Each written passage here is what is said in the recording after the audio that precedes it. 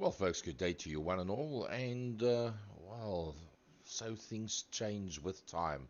Can you believe it? The end of the MSA GT3 iRSA Series for 2023. Is it possible? Could it have gone past so quickly? Well, with me, as always, the voice of West Province Motorsport, Frankie Yennis, in the second year production studios down here in the friendly city of Cape Town. Frankie, good evening to you. Gary, good evening, and welcome everybody at home. Yeah, I'm sure we're going to be in for an absolutely crackerjack race event. There'll be a lot of people watching it. We come to you from the 24-hour Le Mans circuit in the town of Le Mans in France, with the outside temperature 24 degrees, trackside is 27, clear skies, 22k an hour race, and the track is over 13.5 kilometers long. So, yeah, the guys are doing like 3 minutes and 54, 3:55 in qualifying the top runners. And we're in for the 10-minute qualifying session. Now, it is all about those four gentlemen there. Yuri Swart on 162 is 8 points ahead of Byron Mitchell, who is 8 points ahead of Troy Dolacek, who is 8 points ahead of Luke King. In other words, 24 points separating the top four. The winner gets 26 points, Gary. You can go through that all the way down till 1. So the fight is very, very much on between Swart, Mitchell, Dolacek, and just for the heck of it, Luke King. So the pressure's pretty much on at this stage of the fight. If you think about it, that first place The prize money being sponsored by Canvas Intelligence, 20,000 Rand. That's just sitting there waiting for Umpi Swart if he can pull this one off. And it's not going to be very easy, let's be honest. There's a lot of quick cars out there.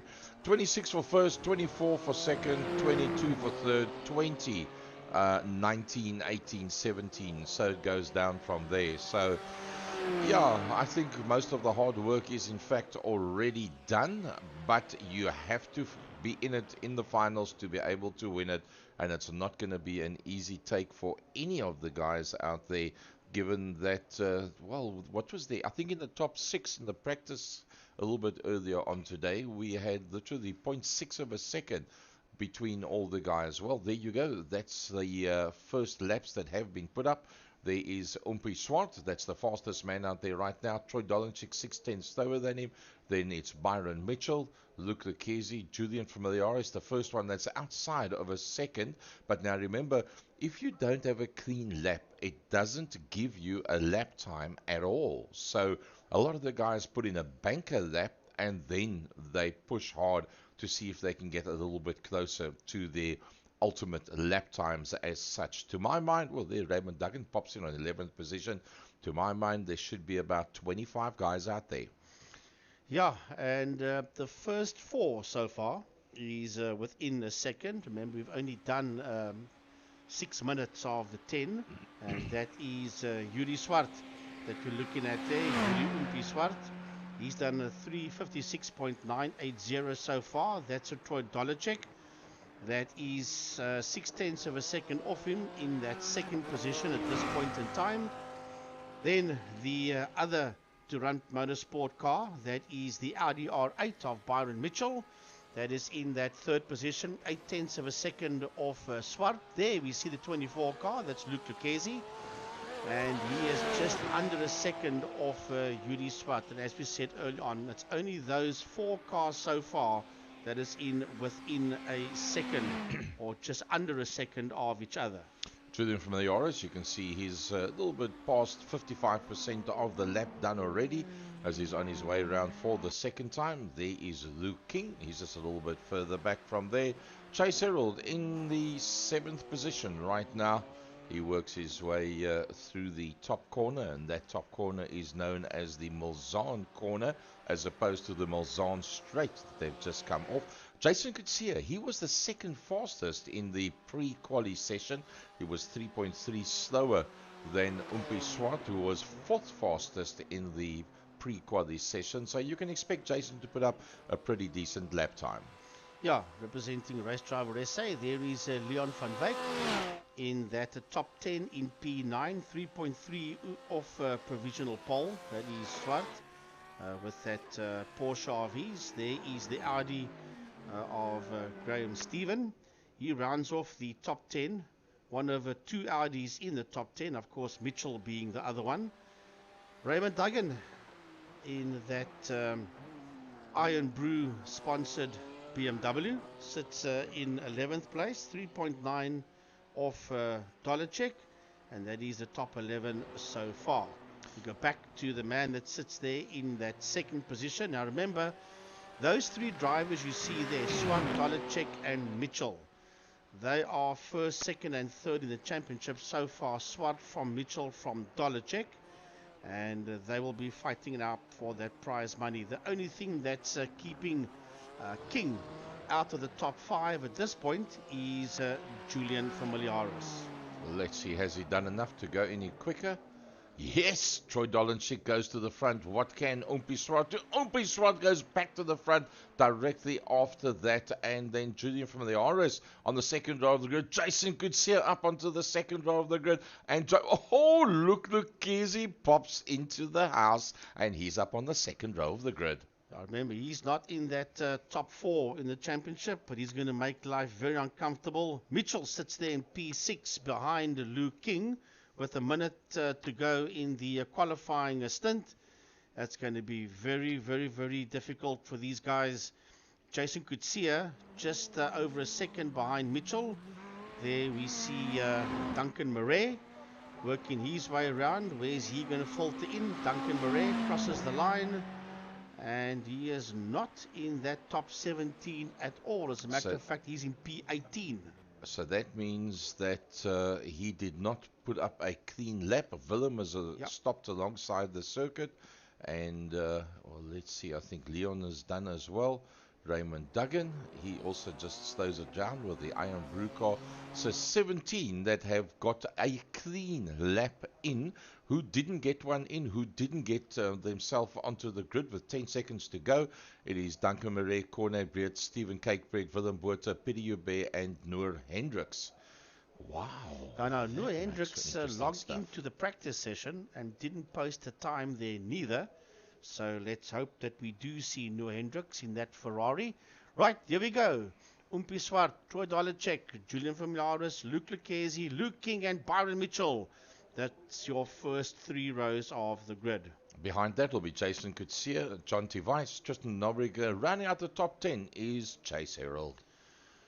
Leon van Wyk, Graham Stephen in row 6, row 7, Peter van der Spey and JJ van der Merwe, row 8, Sandra Bakari, Raymond Duggan, and row 9, Gerald Fourie and Pieter Joubert. Rounding off with Willem Botha, Duncan Murray, Corne Breed, and Stephen Kakebreed, and Noor Hendricks, none of which actually put up a clean lap, and hence the fact that they are just, as they basically came onto the server, that is the way they've been placed at the bottom end. So that gives you an idea. It's a couple of Ferraris, a couple of BMWs, a couple of Porsches, only 3 Audis out there, the leading Audi being Byron Mitchell. But then again, you can give Byron Mitchell a wheelbarrow without handles on it and you'll still be quick. And of course, Van der Merwe is the lone sole Mercedes-Benz driver out in that 14th position. So here we go. We're waiting for looking a couple of drivers. Dolacek is now in, King is not in, Swart is not in yet. Umpi Swart is not in yet. Him and Luke King. He and Luke King, they're the only 2 that's not on the grid yet. Yeah. Okay, Luke King is there. And Umpi is there. Right, we're all ready to go. So this should be pretty interesting stuff as they're going to be in there behind the safety car. Let's get a track map up for you that you can see roughly where they are. There you can see they're going to go through a couple of corners. They're going to go through the Porsche corner, the SS, Corvette, Maison Branch, the Ford corner, and then it'll be onto the start-finish line. So 90 minutes of action it's going to be. This is going to be pretty interesting stuff, and 60,000 rands worth of prize money that is in it for this one. Right, we are ready to go. They are now heading through the basically into the Corvette chicane. The moment they get to that Ford chicane, then it is virtually all systems go, because the pit lane is in that vicinity. And then they go to the start finish line, then the safety car will peel off to its right. 16 points between first, second and third. The championship is up for grabs. 24 points if you add Luke King, that's in that 4th position, and it's all systems go, and 4 of them are in there. It's only Familiaris that is going to spoil the party for those 4. He sits there in that top 6 position. Is Familiaris in that top 6, within that top 6. So we are about to go. The safety car will pull in shortly. They're heading towards the start-finish line, and can you imagine the nerves? Big thanks to Canvas Intelligence, the main sponsor of the 2023 GT3 MSA Series. The safety car will peel off to its right, to the left of your screen, and then it will be all systems go. Pretty strange, because that's the pit lane there on the right hand side, so I think it's there it moves off, it dived off very late, and we are about to go green here at the Circuit Le Mans in France. The lights are green, and away they go, and Dolacek gets a lovely start off the line there. Sits in there just behind Swart. Flash lights at Swart already. Familiaris is there in that 3rd position. Then look at Luke Lucchesi. He and Luke King is right in the house as well. Mitchell wants to go up with the ID up on the inside of King. Now sits on the outside of King as they work their way through. Jason Kutsia is in that fight as well as they race under the Dunlop Bridge and out onto the endurance track. The only person that showed up there as maybe going off circuit was in fact Tristan de Nobrega. That a little bit of an off track at that stage of the fight, but Umpi Swart leading out from Troy. Oh, this is going to be brilliant stuff. Look at that. Umpi Swart, Troy Dolanchik, and then just in behind them, the duo of Julian from the iRSA and Luke Lucchesi. Then the next two is Luke King, John T. Weiss, Chase Herald, the next one coming through. And Chase Herald is already in attack mode. Right down the Mulsanne straight they go towards the first of those chicanes. And Chase Herald sits up on the inside there of John T. Weiss. The two BMWs are side by side. Herald will have the line for the for the chicane, and through he goes on that chicane. So Chase Herald will have his nose ahead there of John T. Weiss. 5/10 of a second between them so far as they work their way down the Mulsanne straight towards the second chicane, which will take them into the Mulsanne corner. Byron Mitchell sitting pretty close on the back bumper there of John T. Weiss. Look at that. Oh, how's that? You're allowed to move once, and that's exactly what he does. He covers it off, but now has a look right around the outside, and now about to make it one stick. So Byron Mitchell goes up one position. Leon Van all going slowly. Something's gone wrong with John T. Weiss. John T. Weiss is dropping down the pecking order. Something has gone wrong for John T. Yeah, John T. Weiss going very slow in that 31 car. He sits in that 16th position so far as John T. Weiss. And behind him comes Raymond Duggan, Tristan Nobrega, and Peter Hubert in the Pennzoil car. The three of them are not too far behind John T. Weiss as they work their way into that tight right-hander called the Mulsanne corner. JJ van der Merwe closing up on the back end of the Red Bull car of Peter van der Spey, but Gerald Fourie has closed in there. Oh, what a beautiful sight that is. South Africa's best, sponsored by Canvas Intelligence, brought to you by Second Gear Productions from the Le Mans 24-hour circuit in GT3 cars. The finals for this year for 2023, and Troy Dolanchik is doing what he does best. Leaves less than a car length between himself and whoever's in front of them, and somehow he sees the markers and he manages to get it all right. Well, I can tell you this for nothing, that the Byron Mitchell sits in P8. That's not where he wants to be. He's currently second in the championship, and he's down in that 8th position, 7/10 of a second behind Chase Herald.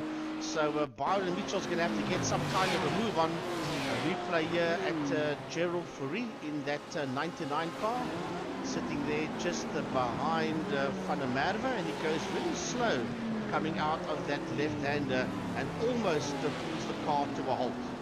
I wonder if he had some other connectivity problems there as we go back to Troy Dolanchik. That's 3/10 off the back of Umpi. You're probably going to find that Troy's going to do what he loves to do, sit right on the back bumper of the lead car and just follow them through and keep the pressure on. Dolanchik there in that second position, 4/10 of a second between himself and Yuri Swart in that 39 Ferrari. For Dolanchik of Sujin Properties, Yuri Swart representing Durant Motorsport, also Bullion IT as well in real-time racing. There is Willem Botha. You see Willem there just behind John T. Weiss. Right on his case is Peter van der Spey, and right on van der Spey's case is Willem Botha. Willem Botha just moved right out the way in that 23 car. Here comes the 70 car of the Nobrega. He made the move there on Willem Botha. And Duncan Murray has gone into the pits. He must have had some kind of problems. And then also going into the pits is Sandra Macari. Very, very strange. I didn't see them having any specific incidents at all, but they've worked their way into the pits, so be it. Let's go a little bit further towards the front end of the field. There's the front two that's just out of screen. That's Umpi Swart and Troy Dolanchik, and then that's Julian from the RS and Luke Lucchesi in the Race Driver South Africa sponsored car. Lucchesi sitting there in that 4th place, 6/10 of a second behind him is Luke King, and 4/10 of a second behind King is Jason Kutsia as they work their way down Mulsanne into that first right-left hairpin.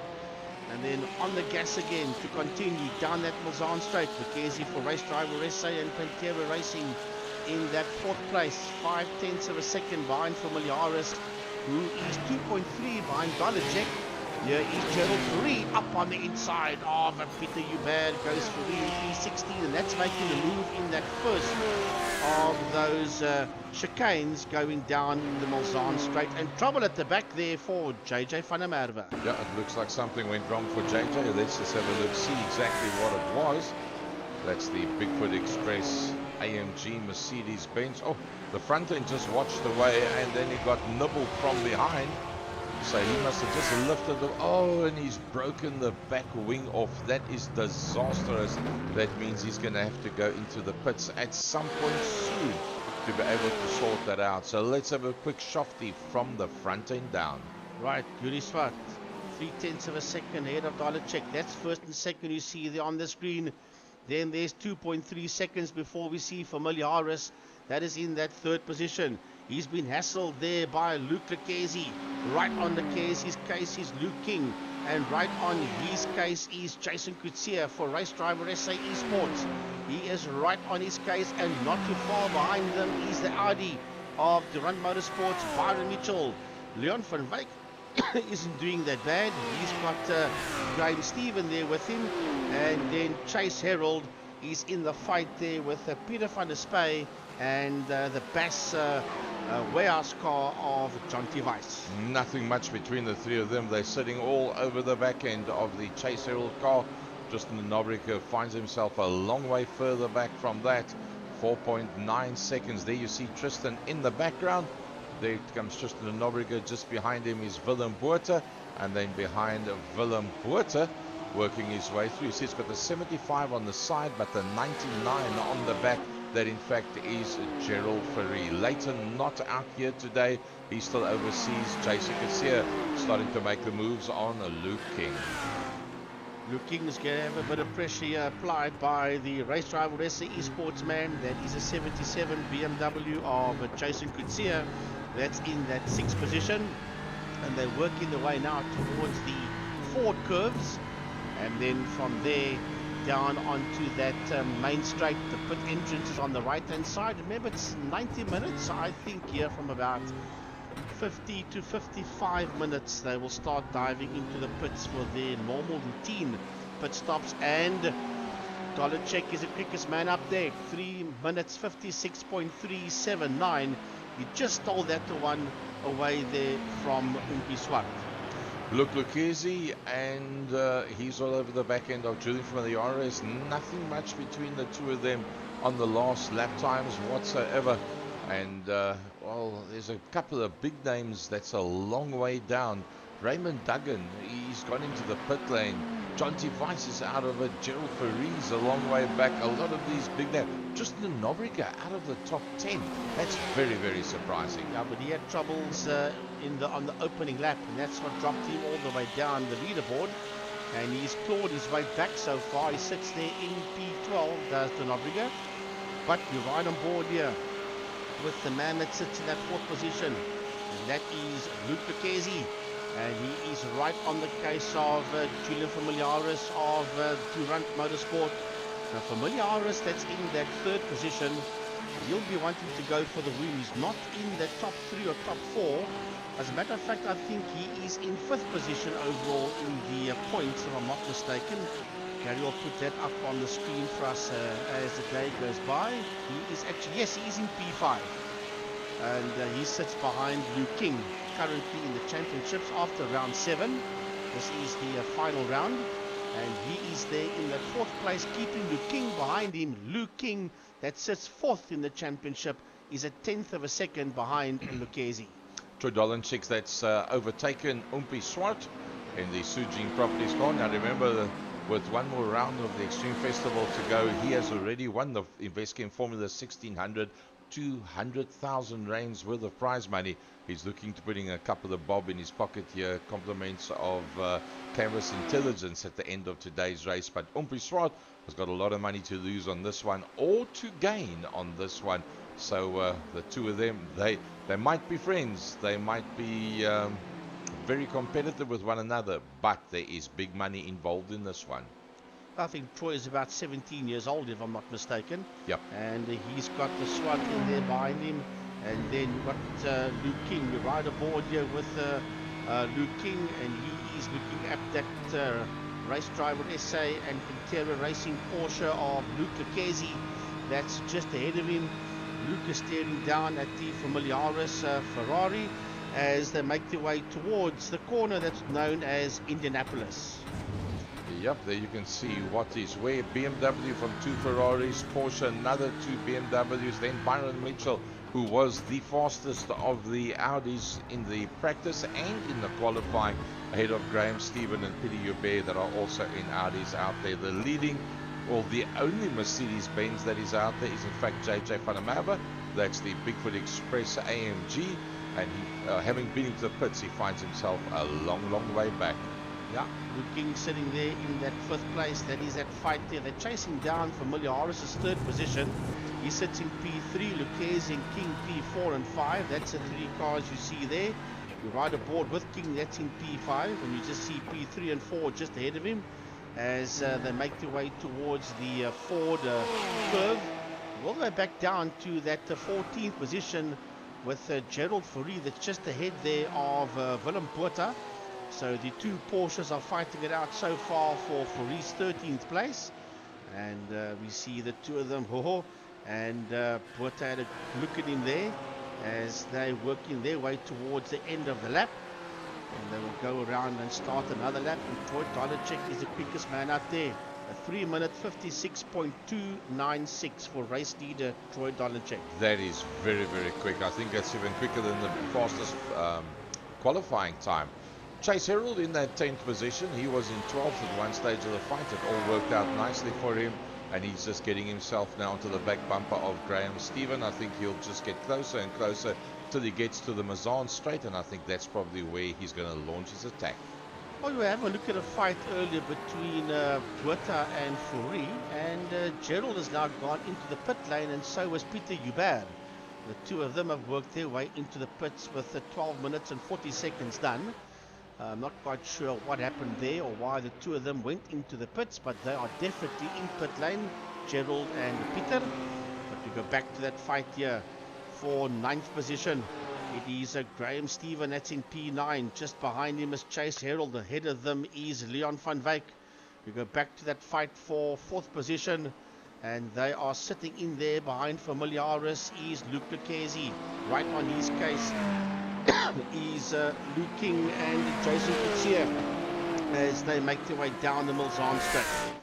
Well, it's actually become, instead of being the hunter, he's now become the hunter. Luke Lucchesi looking forward, that's what he sees. If he looks backwards, even closer to him than the car that's in front of him, that is the man that's chasing him down. That is Luke King, and Luke King's actually putting a lot of pressure on Luke Lucchesi, and that is actually giving Junior Familiaris just that little bit of space to be able to take the lines that he wants. He doesn't have to worry about the brake markers. He can run wherever he thinks is the fastest part of the circuit. Right, you see the 2 leaders go through, and Justin de Nobrigue's coming under attack here from Peter van der Spey. Van der Spey had a look there at the de Nobrige in P11, Van der Spey in P12. As a matter of fact, de Nobrige made the move on Van der Spey because de Nobrige was in 12th position. He's now moved up to P11, so he has made the move on Van der Spey. There has de Nobrige. And then 3.9 seconds behind them is the Porsche of Willem Botha. Yeah, they see, Tristan de Nobrige did in fact make the passing maneuver a little bit earlier on. And, well, let's have a look at that one. Tristan de Nobrige, where did he actually get past? That was on the 2nd section of the Mulsanne Straight, and that's coming down to the Relentis 2, as they refer to it. And that was where the actual passing maneuver took place. So we are 4 laps in, 14 minutes 50 into the 1.5 hours. Let's go from the top end down. Right, there's Dolacek and Swart, 0.2 of a second between them. That's 1st and 2nd. That's the drivers you see there on your screen. and they're heading towards the end of the lap. Then there's a 3.5 second gap before we see Julian Familiaris that's been hassled here by Luke Lucchese and by Luke King. They are 3, 4, and 5, and closing up on them is Jason Coetzee, 1.1 seconds behind the King. He's a Coetzee for race driver SA Esport. Another man that's doing pretty well in the Vescam Formula 1600s. He's got a little bit of work to do before he wraps up second in that championship. It will be the first time two Cape Townians come 1-2 in that one. There is Byron Mitchell in that 7th spot, and he's 2.4 behind the Coetzee, and that is not exactly where the Dunlop Motorsport man wants to find himself right now. Now, Leon van Wyk is 9 seconds further back. He's the second of the Porsches that's out there on circuit. Fastest lap time being put in there by Umpi Swart, so not letting Dolanchik get away, but never more than half a second between the two of them at the best of times anyway. Chase Herald, let's see, is he quick enough to be able to close down? Leon van Wyk will put up a 359.5, a 359.1. Chase Herald is closing. Yeah, Chase Herald with a 359.102, and there he is with his CHR Chase Herald Racing BMW. It sits there behind Van Wyk. He's been hunted down there by the Golf Audi R8 of Graham Stephen. That rounds off the top 10, and he's 4.2 seconds ahead of Peter van der Spey. And Peter van der Spey has got his nose ahead of De Nobrega. That one chop and changed around early on. De Nobrega made the move on Van der Spey, held it there for a while, and now Van der Spey has got his nose back ahead of Tristan, who goes back down from P11 to P12. Now look at the replay to see what happened. He just moved right out of the way. And slowed down on top of it. Yes, under the Audi Sport Bridge. He just bailed right out of it. I'm not sure what the problem was there. But he basically handed that position back to Van der Spey. That's strange, and it's not the first time that we've seen that. Ooh, Umpi Swart closing up on the... look at that. You can't get much closer.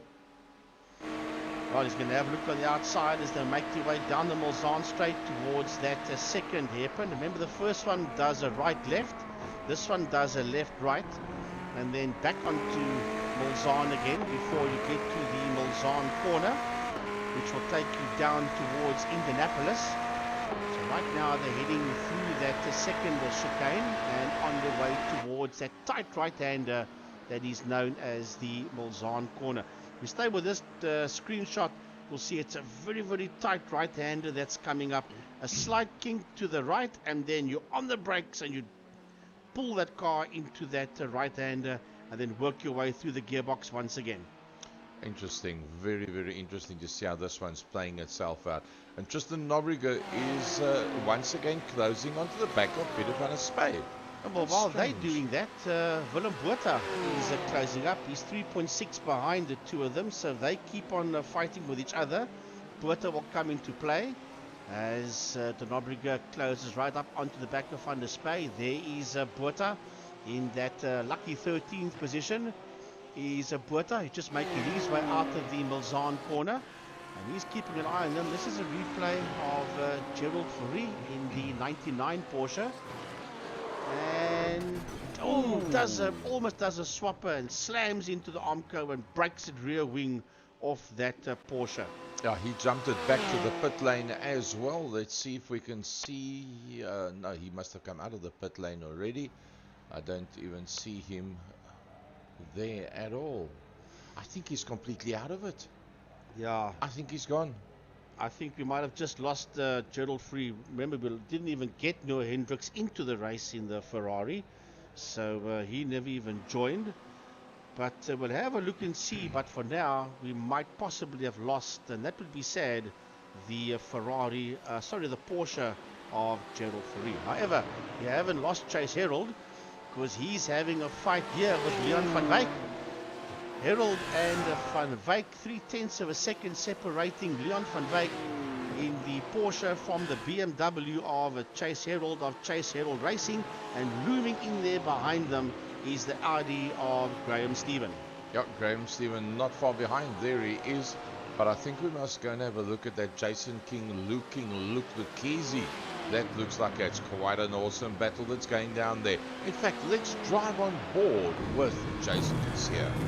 So Garcia sits there in P6 and Jason is right in that fight. They're chasing down that third position of Familiaris as they make their way under the Dunlop Bridge. There where those cones are, if you veer off to the right there, you go onto the Grand Prix circuit called the Circuit Bugatti. We're not doing that, we're doing the Endurance. So we're going now towards that right-hander, which will take us onto the Mulsanne Straight. It's like a double right-hander, and then you've got this lovely long straight. I'd love to know how long the Mulsanne Straight is without those chicanes, as Jason Garcia sits there right on the case of Luke King. It'll be interesting to see if we can actually use the slipstream to close up at all. It doesn't look like it. 0.312, 0.310, nothing much in it. But then again, I suppose Luke King is picking up the toe from Luke Lucchese. Luke Lucchese is picking up the toe from Julian from iRSA. So let's see, does Luke Lucchese close on from iRSA? 0.42. Nothing much in it, not even a tenth of a second as they go through the gearbox up into fifth gear, up into sixth. That's as far as you can go. Luke King, just a tenth of a second. Is he going to go for the dive? Closing the line off is Luke Lucchese. He closed the line off very, very neatly. Oh, just starts to snake slightly underneath him, did Luke King, and with that little bit of a snake, he just had to roll out of the brakes a little bit and then go back harder onto the brake, and that is where Jason Garcia closed up. Is Jason Garcia, Frankie, just following through, or do you think he's trying to put the pressure on to force some mistakes up front? No, obviously he's putting the pressure on. He wants to get higher up that leaderboard, and another man that wants to get higher up that leaderboard is Mitchell. He's 3.1 wide. Garcia that showed his nose there to Luke King coming out of the Mulsanne corner, and now working their way down that long straight towards Indianapolis. So Jason Garcia that sits there in P6, he is not in that top 10 as a matter of fact. So he's got nothing to lose. Nothing to lose, everything to gain. A podium, that's what he can gain in this one, and make life uncomfortable for all the others, and that's exactly what he's going to do, because he doesn't care about that championship fight. Neither does this man, as a matter of fact. Luke Lucchese, he's not in the top 5. So he's not going to worry about it. He's having a look up on the inside of Familiaris, and Lucchese makes a move stick on Julian Familiaris as they work their way now towards the end of the lap. Ooh, look at that. It's not over. It's not over whatsoever. I think Julian's going to have a go. He might have a go to get back at him again, heading towards the end of the lap. When you start seeing those trees there, you know you're heading towards the Corvette curves and the Ford curves, and also the Porsche curves for that matter. So you know that you are busy making your way towards the end of the straight. As a matter of fact, if anything, Lucchese is getting slightly away from Familiaris, and Luke King is on the case there of Julian. Well, what we actually need to do now is to remember 5.2 from Luke Lucchese to that front end battle. Now, Lucchese's got open ground. He didn't have open ground earlier on. Now he does. So we'll see what lap time he puts up now while he was sitting behind Julian from iRSA. Let's just see what the lap times are as they come through. Luke Lucchese, after making the passing maneuver, a 56.2, a 57.1, a 56.9. Okay, remember those numbers. Luke Lucchese, 3 minutes 56. Let's see if he goes any quicker with some open air in front of him. Well, I just saw a personal best there for Byron Mitchell. Is 2.6 behind Kutsia. He did a PB, so did Chase Herald and Leon van Wyk and Graham Stephen for that matter. So quite a few personal bests coming through. Let's include Willem Botha in that one. So Luke King sitting there in that 5th position, and he's going to have to go somewhat because he's not closing up onto Familiaris. If anything, Jason Garcia is closing up there onto the back of King. Well, Jason Garcia is actually looking very, very consistent to my mind. I think that he's literally sitting in the slipstream, preserving the tires just a little bit.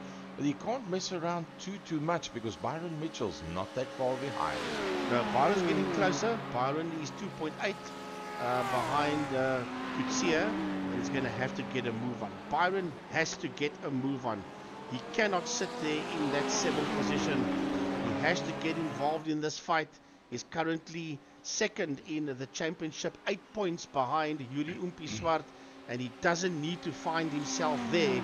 He's going to have to pull a rabbit out of a hat, maybe use the pit stops to his advantage and get up a lot closer than where he is now. There's actually his problem, because Troy Dolanchik is only 8 points behind him. So with Troy Dolanchik where he is now, if things had to end up the way they are, Troy Dolanchik would bag 24 points. Byron Mitchell in 7th would be 24, 22, 20, 19, 18, 17. So 7 points is the difference between the two of them right now. Correct. Now he's look like he's busy holding them up. He's going as quick as he can. Now Formula says you need to get a damn move on, because you're keeping up this entire express train. He wants to look around the outside there, heading towards the Mulsanne corner, and they both get through. The other leaders come through. Never mind them. They 6.8 seconds ahead of this fight. That's heading towards us now, heading down towards Indianapolis, and there they go. It is Luke Lucchesi, it's Julian Familiaris, it's Luke King, it is Jason Kutsia, and closing up at the back is Byron Mitchell. It's going to be a hell of a fight for that 3rd position. Oh, no as doubt about Familiaris has got his nose ahead of Lucchesi. So Lucchesi, who made up the move, has now lost that position once again. So it's not a case of can Lucchesi close up on Troy Dolanchik and Umfi Swart. It's a case of they are all now further behind, with Julian Familiaris being now 6 seconds further back. And at this stage of the fight, with that gap getting bigger and bigger, it just takes the pressure off Troy Dolanchik, because him and Umfi Swart have now got an even bigger gap. They were, remember, on 5.7. They now on 6.8. So that little, shall we say, tete-a-tete between those guys has created that situation where the gap actually gets just a little bit bigger. Looking forward from the nose cone of Jason Kutsia, 0.3 of a second. And let's have a look at what kind of speed these guys are actually doing. 190 kilometers an hour as they work their way through, and that is through the Dunlop Curves coming up towards Chapel. And after Chapel, sorry, that is going through the Ford Curve, and that'll be the last 2 corners, the Ford Curve and they're called the Recordament. It's not a known name to us at all, but that is the start finish line as they come through for yet another lap. So with that kind of gap, it's now gone to 7 seconds. Troy Dolanchik and Umfi Swart, that's a class act. They've up-dusted and disappeared. Here's the real fight that's coming through behind it. Yeah, Jason Kutsia is going to have to get a bit of a move on. Well, he's right there. He closes up under braking under that back wing there of Luke King, who's on the case there of Lucchesi. And let's not write off Byron. Now he's only 2 seconds behind Jason Kutsia. So Byron Mitchell, he's clawing his way back into this one. There he is with the Dunlop Motorsport in that Audi R8. Oh, doesn't that look tantalizing, Frankie, as you come through the corner out into the base end of the Mulsanne Straight, and you see that in front of you. All you want is just that little bit closer so you can start picking up that slipstream. Now what he would want right now is for them to trip each other up, and he can make up a place or two. That's exactly what he wants right now. He just hasn't got that extra leg so far to catch up onto the back of Familiaris, Lucchesi and King, as we ride on board here with Jason. That's in that 6th place once again, sitting right on the case there of Luke King, who is crowding that back bumper of Lucchesi as they work their way down the Mulsanne Straight, and the 2 leaders are heading towards the end of Mulsanne, and there's 0.3 of a second between them as we stay on board here with Jason Kutsia. 282 as opposed to 278. 4 kilometers an hour faster was Jason Kutsia before they climbed on the brakes, and that is what's making the difference. That is why Byron is sweating to catch them, because Jason has got that multiple slipstream that he's getting into. Let's just have a look at it again. Here's Jason Kutsia. He's in the 260s, 270, 276 and 270, 6 kilometers an hour, top speed difference. So he's got to make it up here, where the guys in front of him are slowing one another down in the corners. Byron Mitchell's got to make it up in the corners, and I'm sure that Kenny Fletcher is probably sitting there scratching his neck and on his back and just say to him, come on buddy, just keep on concentrating, just make it happen. I think his dad Gordon's also probably sitting there watching this wherever he might find himself, saying, come on boy, you can do this. You're currently second in the championship.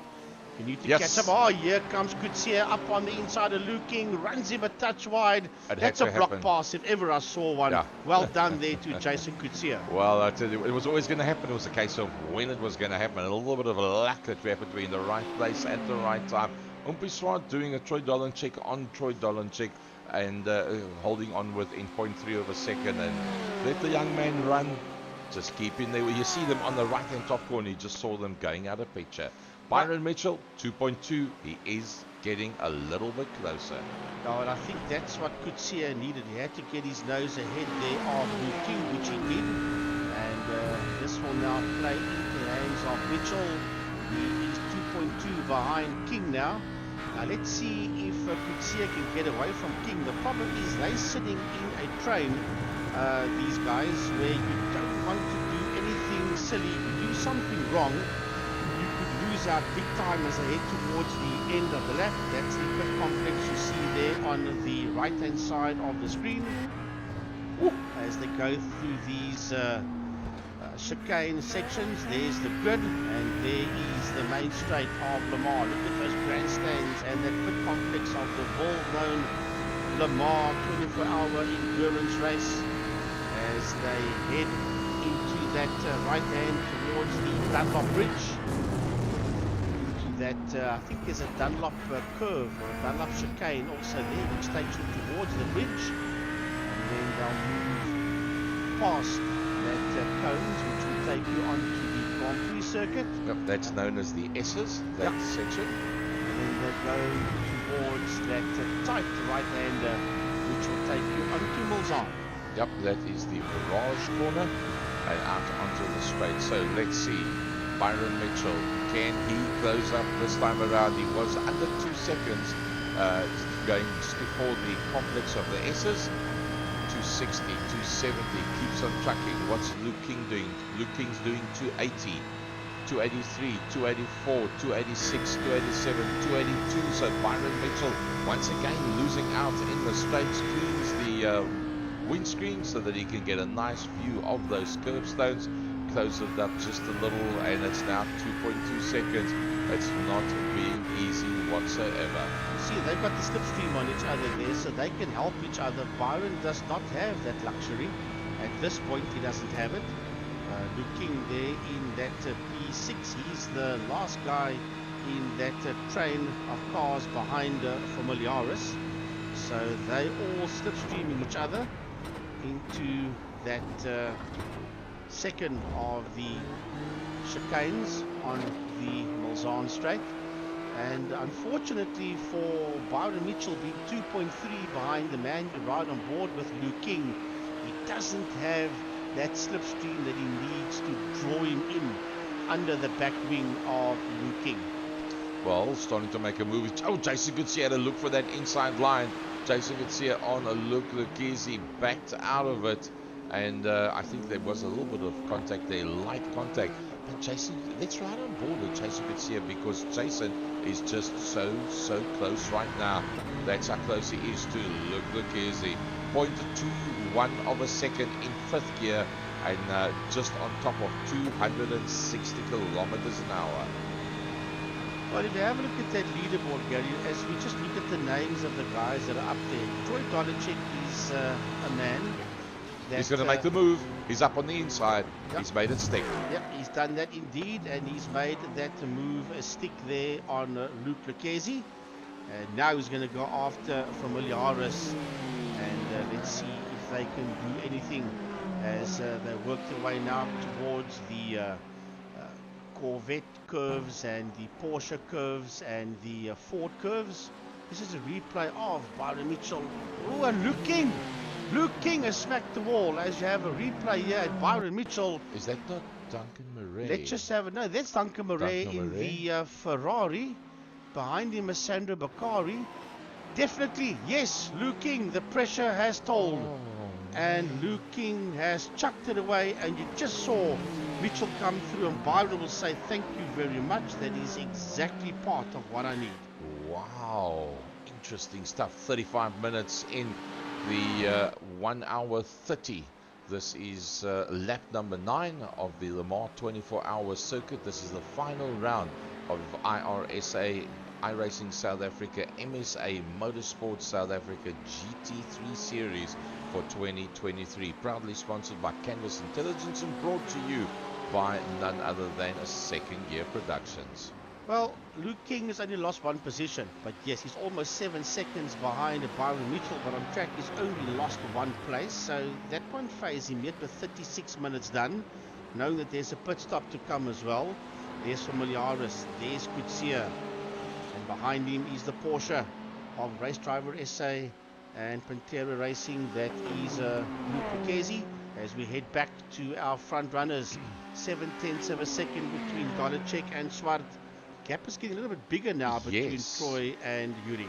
That's what I was just thinking. Is Troy just stretching the legs of the tactician, the master tactician, Umpi Swart, to just stretch him out a little bit? But then again, you see there with just 2 cars, look how he closes up. It was 0.6, 0.5, 0.4, and then they're coming to the brake markers. 2/10 he made up in that straight. Oh, look what's coming down towards them.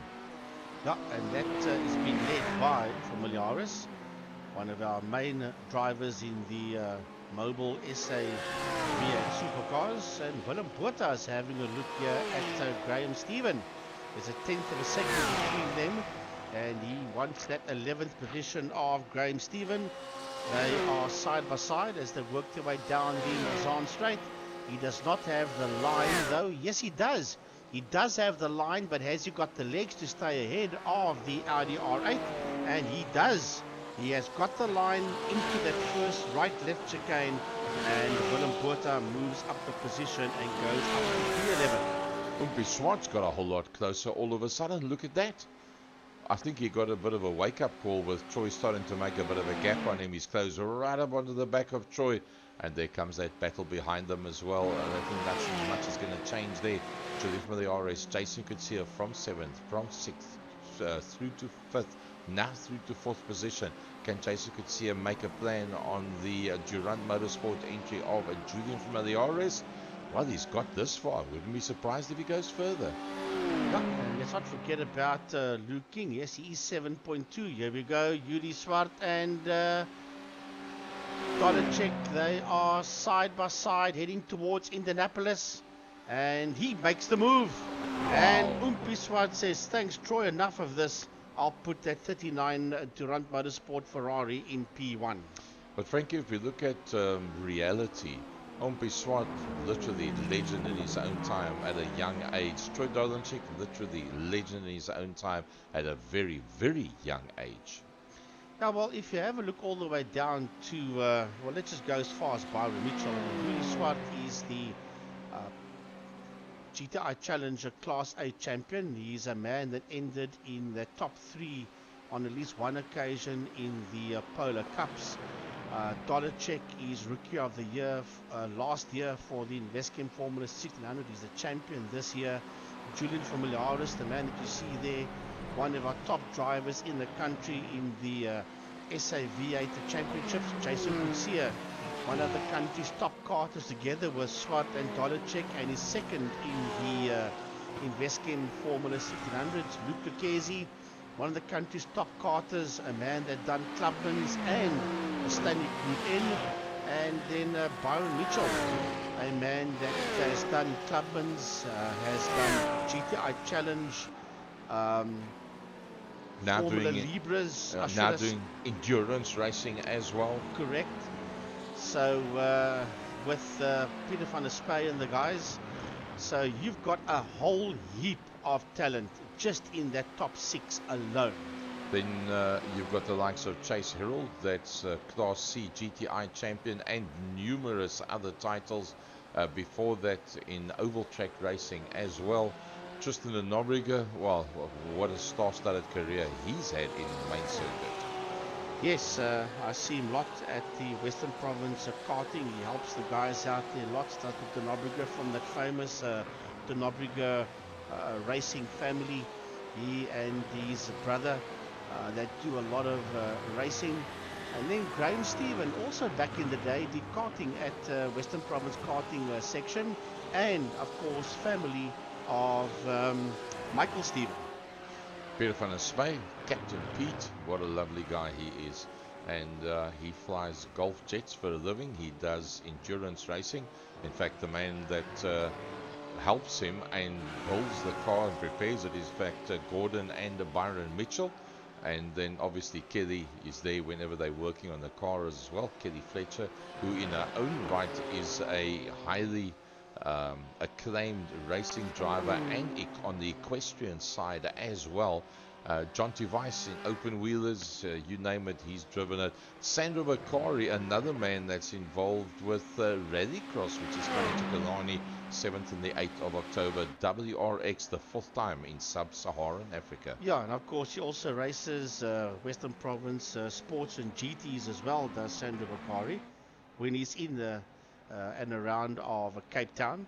So another man that does sports and GT. Of course, we mentioned Peter van der Spey that does endurance, but was also part of the Western Province sports and GTs at Killarney.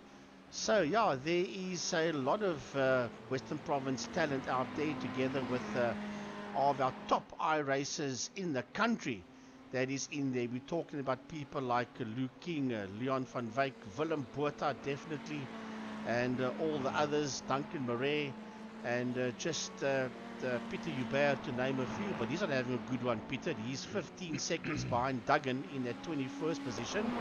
There is Duncan Murray, sits in at 18th place. He's 5 seconds behind Sandro Bakari, the man that we just spoke about.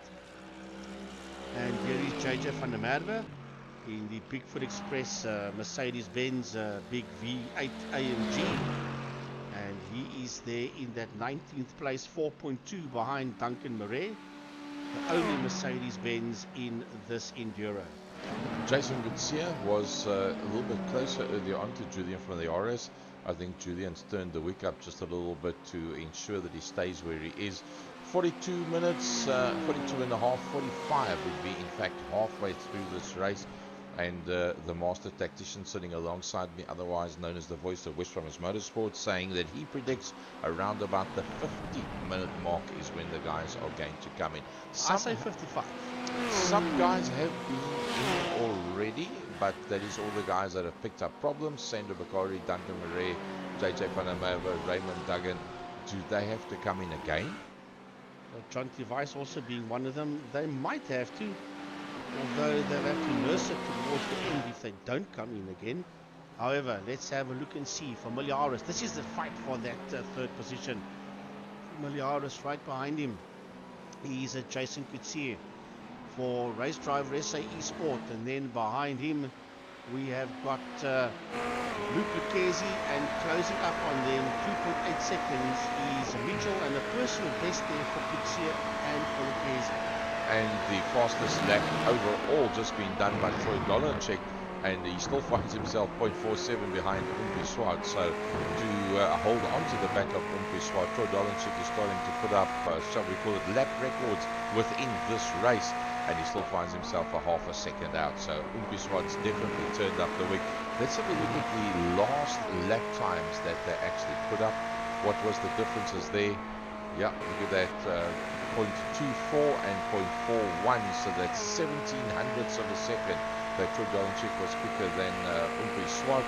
355 all the way down to Chase Herald. Everybody in the 55s on that lap, and 5 of them, that is all there. Chase on the 56, and then a 57 for Leon van Wyk, who's 1.4 seconds ahead of Tristan Nobrega, that has taken about 7/10ths of a second out of him on the wall. That was all over the top of the curbstone. That was very close for Jason Coetzee. Well, Gary, Dolanchik is the quickest man out there, 354.224, and that's even quicker than the practice times. But He's 2.2 seconds behind Umpi Swart. So did he make a little bit of a mistake and lose a touch of ground there to Umpi? He's the fastest man out there, but it's now 2.1 seconds that he finds himself behind Yuri Swart. If you look at that, everybody that went into pits, laps 1, 2, and 3, Gerald Verrees out of it, Noor Hendricks is out of it. So lap 1, 2, and 3. So if these cars were fueled fat, that they could make it from start to finish, but they were told that they have to do a compulsory stop, then those guys do not have to go in again. If there's not enough fuel to do the full 1 hour 30, those guys are all going to have to go into a second stop as well. Right, so with the 45 minutes done, we've reached the halfway mark. Graham Stephen is right on the case there of Peter van der Spy. There's 8/10 of a second between van der Spy and Graham Stephen for P12 and 13 as they work their way down that Mulsanne Straight towards that second hairpin chicane or bus stop chicane, whatever you'd like to call it. So Frankie, if you look at that, Umpi Swart, the highest point scorer going into this, and Umpi Swart leading out. So he's sitting right now on 20,000 rands worth of prize money. Byron Mitchell, that's in that second position, he finds himself 8 points ahead of Troy Dolenchik. But Troy Dolenchik's on to score 24 points right now. Byron Mitchell in 6th position is only going to score 18 points. So that is 6 of the 8 that is available. So Byron Mitchell can stay where he is, but he cannot go one position further back, because then they're going to end up level on points. How they're going to sort it out from there, we'll leave that up to Jaco Steyn to sort it out. Well, if I was Jaco, if they did end level on points, I'll go all the way back to the opening race of the season to see which one ended ahead of the other one in that race, and then split it from there. But that's just my opinion. Obviously, Jaco will have to make his own mind up how he's going to do it should that scenario play out. But we still got a long way to go before the end of this one. And Peter van der Spy is being hunted down here by Graham Stephen. And into the pits, 47 minutes comes Dolenchik. Well, I said 55 minutes on. He obviously has got other ideas and other plans as Dolenchik, because Jason Kutsia is also coming down pit lane. Well, remember, we normally say 50 to 55 minutes. This is a lot longer circuit to go. They're doing 3:54 a lap. So I think they might pit now. So this will be the first time this season that they're proving me wrong. Well, and no, Leon van Wyk says not yet. Tristan de Nobrega, he says now's a good time. I think I'll follow these guys in. What does Willem Botha do? Willem Botha comes through as well. Peter van der Spy says, you guys can faff around over there. Let me just see what I'm going to decide. Yep, here you go. No, he doesn't. How's that for a little dive, Graham Stephen? Am I, aren't I? Am I, aren't I? Nope, I'm going to go straight through. Well, whatever you tried to do there didn't work, because Graham Stephen did not fall for that one. As a matter of fact, the Nobrega is in the pits as well. They're all coming down the pit lane there as Dolenchik works his way back out onto the circuit. Now, this has caught guys like Swart and Familiaris and even Lucchesi completely unaware unless they're in on a different strategy. This one's going to be won by who makes the best strategy pit stop and not necessarily the fastest car out there. Well, let's be honest, Jason Gutierrez has got some clean air in front of him. Troy Dolenchik, he's got 2.47 seconds of open air ahead of him as well, so that's quite fine. Chase Herald on his way out. Willem Botha is on his way out. Jonty Weiss is coming to the pits. Corne Breed is coming into the pits as well. So while all that's on the go, Umpi Swart out in the open, in the clear, 9.7 seconds. Now let's have a look, see what is the time that they spent in the pit lane. Is it all very similar? 109s, 116, 113, 114.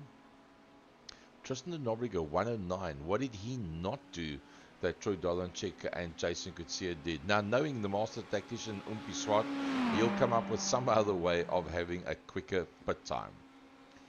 Well, 109 102 and 109.6 for the Nobrega and Buerta. Sandro Bakari on a 53.6. I think they might only have just taken fuel and not fuel and tires.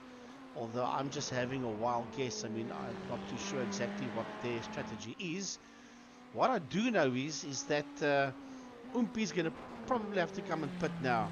Because if he doesn't and he stays out too long, will his tires go off? We don't quite know what's going on there. Obviously, they are more with it than what we are here. We're just calling it as we see it. Familiaris is 9.8 seconds in that second position, but only 2.3 ahead of Luke Lucchesi.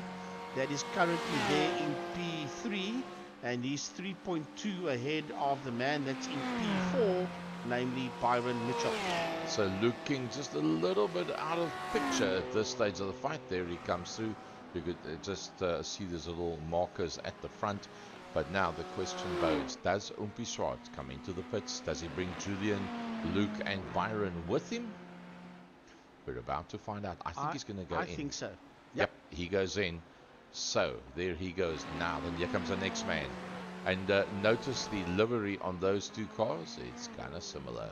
Well, they're all going to come in. Lucchesi is going to have to come in as well. Yes, he does. King is going to have to come in as well, which he does. Mitchell making his way in. King is going to have to, as I said, yes, and he also comes into the pit area. So, yeah, they all going to have to come in now. The question is, they will want to know where Dolacek and Kutsia and those guys are, because they are sitting in P9 and 10 at this point, and we'll have to look and see what they're going to do. Surely Van Wyk is going to have to come in. Yes, he does.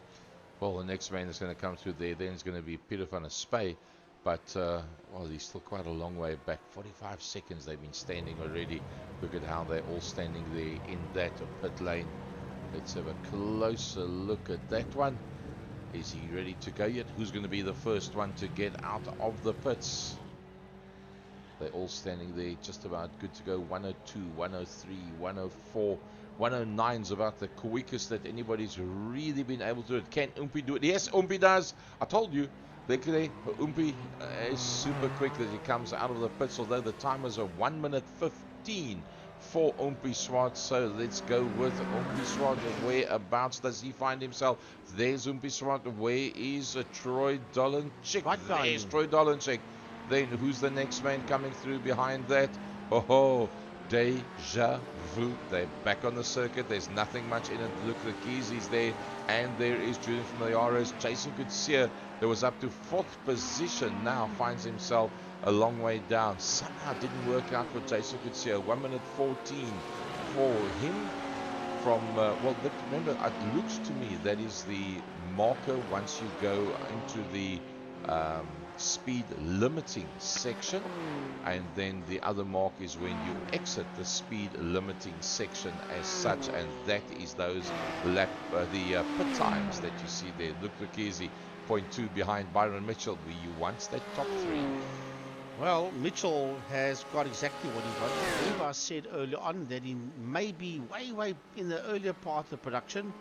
I said just that maybe we'll be waiting for the pit stops, and then when Luke King had a mistake, he said, well, this is part of his comeback, and then the pit stops has worked out.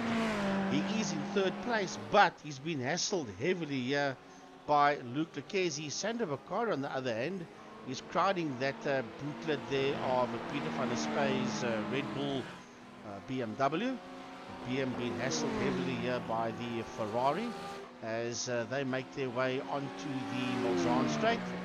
Just around that right corner there is Mulsanne Straight, and Bakari's got the line. Sander Bakari's got the line, but if he stays there and he can stay next to Van der Spey all the time, then Bakari will have the line for that first chicane. Yep, he is already slightly ahead. Have you ever seen Sander Bakari when he's got a choice of cars in anything other than a Ferrari? And he backs out. Strange. He backed out of it. He had the line for that chicane. Well, either he backed out or the BMW was faster. I don't know. Ooh, now he'll have to move to the inside, because the next chicane is not a right-left. It is a left-right. So he's going to have to stay there. He's got the line for it. Is he ahead of him? He is slightly ahead of Van der Spey. He's going to have to move slightly over in front of him.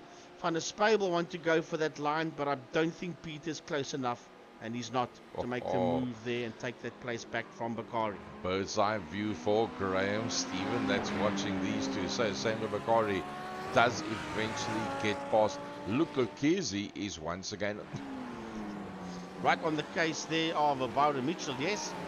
But we knew that. I said earlier on that he was hassling Byron Mitchell big time.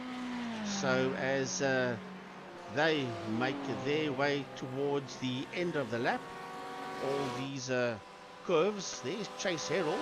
He's right on the case of Tristan de Nobrega. That's at fight for P8. He's a tenth of a second behind de Nobrega is Chase Herald. Porsche been hassled there by the BMW as they make their way under the Audi Sport Bridge and work their way. That is through Indianapolis that they are going now. Yeah, there's quite a lot of trees there, so there'll be undulation in terms of the track temperature in those areas. But given that it's roughly about 2 o'clock the afternoon was the settings in which this one was done, I think the track temperature will be pretty much the same. Even where there is shadows here and there, those shadows will be moving. So I don't think that there will be variation in the grip in general as they work their way around the circuit. So we've lost Gerald Fourie and Lua Hendricks. Gerald retired on lap number 7, and Lua Hendricks did not get into this one. Duncan Murray is 1 lap down, and it shows that Ferrari is also out. So if that's the case, you've lost 3 of them. As we watch Chase Herald there in that 9th position, hunting down Tristan Nobrega as they work their way towards the main straight. There's only one real dice there, and that is the Mitchell and Lucchese one for that 3rd position. Otherwise, everything else is now beginning to open up. It's funny how after the pit stops, the gaps just tend to open up, and then it's almost like the guys are nursing it home for the last half an hour. Lucchese is nursing nothing home. He is pressurizing Byron Mitchell for that 3rd spot as they make their way down the Mulsanne straight. Mitchell does have the line for that 1st chicane and just pulls there ahead of Lucchese. Well, the top runner being Umpi Swart now not that far ahead of Troy Donaldson. Byron Mitchell 4 seconds further back, and then with Lucchese all over his back bumper. Does that give the opportunity for Julian Famaros to get a little bit closer? Keep an eye on that one. It's 1.7, 1.8 around about there. Julian Famaros to the back of Luke Lucchese. Well, there comes Dolacek through the picture, and here comes Byron Mitchell. Right on his case is Luke Lucchese, and 1.7 behind him is Julian Famaros in the Ferrari P5. And just in the background there, you saw the BMW of Jason Kutsia. I see Sandro Bakari has gone into the pits, so that means that if I've got it correct, he's in fact at 2 pit stops. So the guys that went in lap 1, 2, 3 and 5, it looks like all of them have to do the necessary 2nd time into the pits as well. Luke Lucchese in that 4th position, chasing down Byron Mitchell. He's chasing down Mitchell for that 4th place. There you just see Dolacek busy working his way through. There is Mitchell in P3, Lucchese in P4. Behind them, 1.8 is Familiaris. Just behind them, you see Jason Kutsia, 3.6 behind Familiaris. The other 3 of them come. And just over the crest there, you see that BMW of Jason Kutsia. Yep, Jason not that far behind. He was at one stage all the way up to 4th position, and now Jason finds himself just a little bit further back. I don't think he'll be too happy with that, because he did work very hard to get to where he did, and now he's sitting off the back end of Julius Familiaris. Julius Familiaris sitting off the back end of Luke Lucchese. Byron Mitchell quite happy in the top 3, but it's not going to be easy. There's a fight there for P8 between Tristan de Nobrega and Chase Herald, the Porsche and the BMW. And there is Chase Herald in the Beamer, right on the case, 7/10 of a second just there behind the Nobrega. for race driver SA in that 7-0 car, and closing behind them is Willem Botha. Is only 2.9 seconds behind these two, and that is the fight for P8, 9 and 10. Make it P11 because Leon van Wyk is not too far behind Botha. Let's have a look at those that have not had a good day. Noor Hendricks, I don't think he even clicked in initially. Gerald Ferry, Duncan Murray, both of them are out. Raymond Duggan, when have you ever seen him right at the tail end of the field? Virtually never. Yeah, for RID, for Rad Racing, Raymond Duggan, and he's 40 seconds behind Sandro Bakari, that just came out of a second pit stop. Dida Sandro Bakari, so he finds himself in that 19th position, just ahead, well, 40 seconds ahead of Raymond Duggan. There's Courtney Breed. Here's a fight evolving, because he's 1.1 seconds behind Peter Hubert. There's Hubert, and there's Courtney Breed. For Flying Gypsies Racing, he's Courtney Breed, and Courtney is having a lovely fight here with Peter Hubert, and Stephen Cakebread is also in there. As a matter of fact, Peter Hubert is only 0.5 of a second behind Stephen Cakebread. Well, just ahead of that is Jonty Weiss, and he hasn't had what he's accustomed to doing. He's in the 15th position. He finds himself behind the likes of JJ van der Merwe, who had a lot of bad luck earlier on, but who's actually, he's actually gone into the pits. I was just saying he's going to make up quite a bit of positions, but then again, that's with the other guys going into the pits, and now he's going into the pits. But he was also one of those drivers that pitted lap 1, 2, 3, so he's going to have to come in with the hour and a minute done. Otherwise, he will run out of fuel before the 90 minutes is over. Graham Stephen chasing down the man in front of him, Captain Peter van der Spey. I think it's the highest that Peter's been so far in this race, up into 12th position. Peter's got a massive big gap between himself and 11th, so I don't think he's even worried about what's happening in front of him with an hour and 2 minutes down, 16 laps around the circuit. Peter van der Spey 18 seconds off Leon van Wyk, but Graham Stephen right in there behind him. There's Leon van Wyk for BIT, sitting there in that 11th position. Now he's basically in no man's land, because he's 3.4 behind Willem Botha, and he is 18 seconds ahead of Peter van der Spey, that's still having a fight here with Graham Stephen for that 12th position. Tracy Harold coming through there in P9 is 1.5 seconds behind the Nobriga. It was a bit of a fight early on, but not much now. The Nobriga is getting away here from Chase Harold. There is Tristan, that you see there in 8th position in that race driver SA Sports Porsche of his, and he is 1.7 ahead of Harold. There's Luke King, that is in that 7th place. He's 8.7 behind Jason Kutsia, and this is the man that's sitting 4th overall currently in the championship. Yeah, just ahead of him is Jason Kutsia. As I said earlier on, I think we're a bit disappointed with the 6th position right now, and 4 seconds off the back end of Julian from the RS, and a reasonable possibility that Julian from the RS can in fact pick up the slipstream of Luke Lucchese, and that is then going to give him a couple of slightly quicker laps. There you can see Luke Lucchese is being closed down by Julian from the RS, and Julian from the RS and Luke Lucchese with Byron Mitchell just in front of that. So Byron is actually having a very good run. I'm going to put you on the spot here, Gaz. I want to ask you a question here. Hit me. Is there any way that we can make contact with folks at home that maybe want to send us a call it a WhatsApp or whatever the case may be?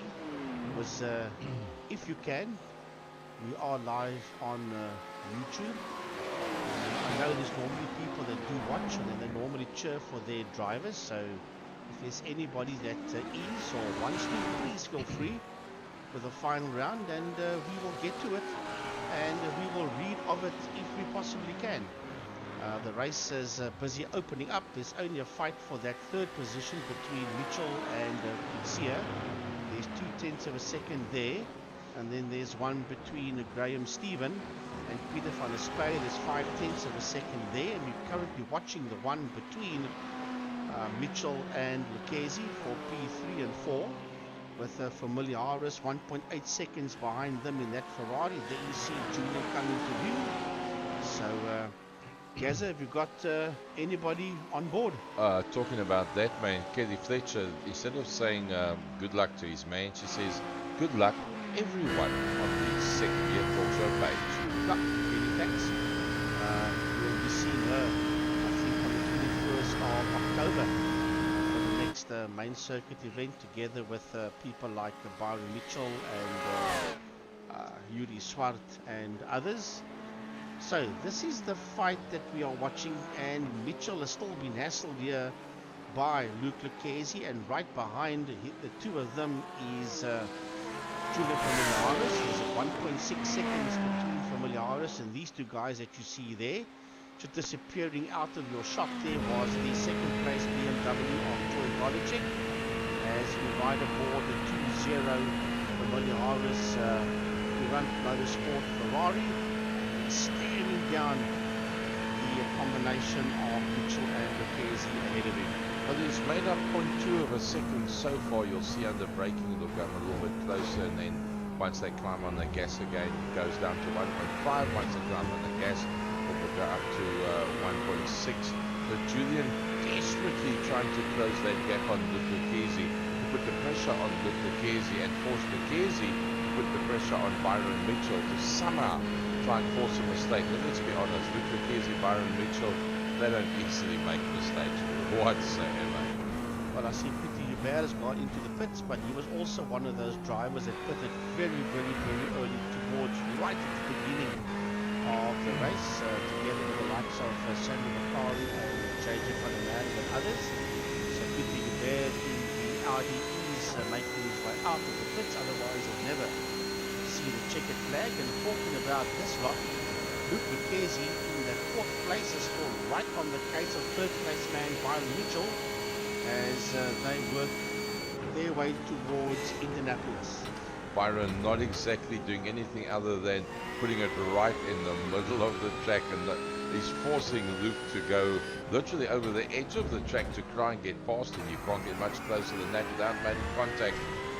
And off they go. And there you see the gap opens up just a little. Jules Familiaris from 1.8 to 1.7 to 1.6 to 1.5. Now Julian 1.4. At what point do you start picking up a slipstream? I'm going to hazard a guess at around about 0.8 or 0.9 that slipstream will start coming into play. Well, a second or just under a second, that's when that will start coming into play. You pick up the toe from the car there that is ahead of you. Luke Lucchese is still pressurizing the Mitchell Audi here as they work their way towards the start finish line. You see the big Ferris wheel there on your left hand side. Then you know that the pit complex will come into view and those grandstands will come into view, and then you know that you're on the home straight. Very similar lines between Luke Lucchese and Byron Mitchell. Just bouncing over the curve, and that's going to cost him a little. That is going to cost him. It's just opened up to almost a half a second. Luke Lucchese on Byron Mitchell, but I think once they get through that complex of Dunlop and Chapel and Tech Rouge, you'll probably find then that you'll be able to close it up in the slipstream as they go out onto the main section, the first main section of the Mulsanne Straight. That's going under the Dunlop Bridge. They're going to go past the Chapel and then going towards Mulsanne. It's like a double right-hander, and then you start going into Mulsanne. That is the first of the right-handers there. It's a slight double right-hander, then it goes into that second one, and then it's Mulsanne Straight all the way down towards Mulsanne Corner, which from where they are now is very far away. Is Luke Lucchese going to go for it this time? 0.17, 0.16, 0.15, 0.14, 0.13, 0.2, 0.1. Within a tenth of a second, and he runs out of. Everybody says, oh, the Mulsanne Straight is so long. Luke Lucchese is saying, why is this thing so short? Well, they made it shorter by putting those two chicanes in way back in the days in the 60s, 70s, 80s, and even the early 90s. They never had those chicanes there, and people like Sarel van der Merwe will tell you how scary that Mulsanne straight is without those chicanes, especially at night. He can tell you stories about this racetrack that will get your hair raising, that's for sure. That's in the days of the March Creepy Crawly Porsche. Yeah, well, that's what he did the 24 hours of Daytona with. But he did race for Porsche, yes, in the Le Mans series. A couple of Porsches that he raced for various teams. Maybe it's time for us to actually haul out the original double header that we did on the second year talk show with Sarah van der Merwe, 50 years in motorsport, and just relive those two amazing shows that we had with the super van alter ego being explained exactly how it all works, and how he intimidated people in the pits and how it played out on circuit back in the day. Right, but it's Byron Mitchell that's got to do some serious defensive driving here. I will say with an hour and nearly 11 minutes done, he doesn't need to have that Luke Lucchese Porsche all over the back of his Audi R8. This is doing, it's allowing Dolacek and Swart ahead of Dolacek to get away there, because there's nearly 7.7 seconds between Dolacek and Mitchell, and 3.2 between Swart and Dolacek that's in that second position. And that's one of two dices out there. The one is for P12, Graham Stephen, and Peter van der Spey, and I think Graham got his nose ahead there of van der Spey. You somehow sit watching this, glued to it. You watch on the board on the left hand side to see what else is going on, but somehow at any given moment you're expecting for Luke Lucchese to go for the dive, but he just doesn't take chances with this kind of thing. And I think to take somebody like Byron Mitchell out, you actually let yourself down, and I think that is why Luke Lucchese is being extra careful not to drive through the audio of Byron Mitchell, but try and ride around the Audi of Byron Mitchell. Look, Luke obviously understands that was an error. That was an error. That's pressure. This might be it. That is pure pressure here by Luke Lucchese. But as I'm saying, Luke obviously realized that the three drivers ahead of him are, between the two of them, first, second and third in the MSA GT3 Series. And obviously Byron currently is second in that championship, and if he stays there, he should still finish second, with Dolacek third and Umpi in P1. But of course anything can still happen, but Luke will obviously not want to jeopardize Byron Mitchell's chances. But here comes Familiaris, and as we were talking about all of this, we never kept tabs on Familiaris, and Familiaris says, well, if you can't get past Mitchell, Mr. Lucchese, then I will make the move there on you, and I will move up into fourth position. So Lucchese has lost that position to Julian Familiaris. Let's just have a look, see exactly how that passing maneuver did happen. Oh, it was just purely perfect timing. Yeah. Right time, right place, lined it up, kept the accelerator buried, dived up on the inside, forced a roll-off of the gas on the lane that he was trying to pass, and bang, he makes it up. Well, Jason Kutsia will be looking at that and saying, guys, just mess one another around just a little bit. I'd like to get a top 5. Well, let's have a look and see. Will Julia now get away from Luke? It's not going to be that easy to get away from Luke Lucchese, that's for sure. Luke sitting there in P5 is probably saying, yeah, this is what happens when you're now focusing on trying to get the guy ahead of you, and you don't keep tabs of what's coming up behind you. As a matter of fact, we were mesmerized by that fight, and we didn't even realize that Julian was slowly but surely creeping up and getting closer and closer. And the moment he had the shot, he fired that shot and got his nose ahead there of Lucchese. It was actually very opportunistic if you think about it. I mean, we were sitting with those two cars for how many minutes that we were sitting expecting the move to happen, and as you say, we didn't look back like this from the back bumper to see what was happening behind. There's just 15.5 minutes to go. Umpi Swart has now done the breakaway from Troy Dolacek. So what I normally do is I look at the gap to see how it's getting closer and closer, and I didn't, because I was, as you say, expecting some kind of a overtaking maneuver, and Julian caught everybody napping there with that one. But he's not catching Lucchese napping because he's not getting away from Luke. There's only 0.2 of a second between himself and Lucchese, and Lucchese is going to say, no, no, no, no, no, no. You don't understand. That 4th place isn't yours. I want it right back. Yep, the Porsche and the Ferrari going one-on-one, and there's now less than 15 minutes to go. So let's just go from the top and down. The man that started on the front row of the grid, the highest point scorer going into this one, Umpi Swart, doing a fantastic job, swapping positions once or twice with Troy Dolenchik, and then eventually making just a bit of a gap between himself and the Sujin Properties Investcam Formula 1600 champion 2023, Investcam Formula 1600 runner-up, and well, rookie should I say, in 2022. And the question bodes, and if you've been watching the second year talk show, the last time we had a chat with Troy Dolenchik, where do you go from here? So he says, well, the problem is you can now go and sell the Investcam Formula 1600 car. You get 200,000-300,000 for that. You then get your 200,000 rand prize money. That's fantastic. But 500,000 doesn't even get you into a seat in anything overseas. What does Troy Dolenchik do from here? Is it going to be global touring cars? Will he go to the Polo Series? He went out from karting into Libra so that he could do open wheel racing because that was what he wanted, and he's now conquered that at the age of 17. But where does he go to from here? Well, either GTC, or I would think he should maybe go to, if he stays around, maybe Super Cup. I think that would probably be the next move for him, Super Cup, and then GTC. That's if anything else doesn't come up for him. There is Byron Mitchell. I wonder if he won't maybe do a Byron Mitchell and have a look at endurance racing, start riding the McLarens, the Ferraris, the Lamborghinis, and the AMG Mercedes, and get accustomed to that big power, and see if he can maybe get into the SA Endurance Series for 2024. That might be a possibility.